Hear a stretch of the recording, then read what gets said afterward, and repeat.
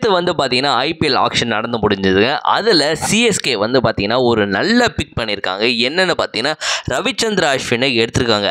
கிட்டத்தட்ட ஒரு 10 வருஷம் கழித்து மனுஷன் சென்னைக்கு வந்து ஆடுறாரு. கிட்டத்தட்ட 9.75 கோடி கொடுத்து அவர் எடுத்திருக்காங்க. அவர் ஒரு நல்ல பிக்குங்க. நேற்று அதே போல் பார்த்தீங்கன்னா விஜய் சங்கரை வந்து சென்னையில் எடுத்தாங்க. ரச்சின் ரவீந்திரா இவங்களெல்லாம் எடுத்தாங்க. இந்த ஐபிஎல்ல ரொம்ப அதிகமாக விலை போனது யாருன்னு பார்த்தீங்கன்னா நம்ம ரிஷப் பண்ட் தான். கிட்டத்தட்ட 27 கோடிக்கு விலை போயிருக்காருங்க. செம்மையான சம்பளங்க அவருக்கு. ஜாலியாக இருப்பார் இந்த வருஷம்.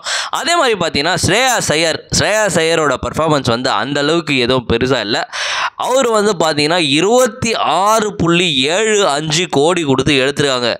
மனுஷன் அந்தளவுக்கு எதுவும் விளையாடல. ஆனால் போன கேகேஆர் வின் பண்ணதில் அவர் தான் கேப்டனாக இருந்தார்.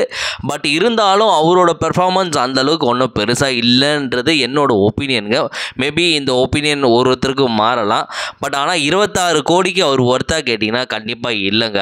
அது மட்டும் நான் மறுக்க முடியாமல் எல்லாருமே சொல்லுவாங்க. அவரை வந்து போட்டுன்னு எடுத்தாங்க.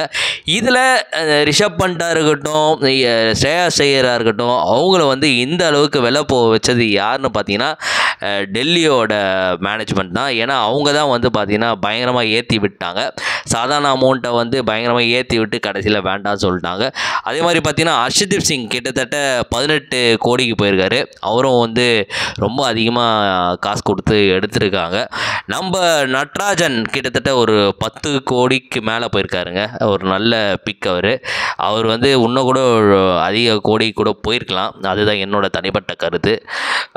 மற்றபடி பார்த்தீங்கன்னா நல்ல ஒரு ஐபிஎல் ஆக்ஷனாக இருந்துச்சுங்க நேற்று. ஆர்சிபி அந்தளவுக்கு பெருசாக எந்த பிளேயரும் எடுத்தாங்கன்னா தெரியல.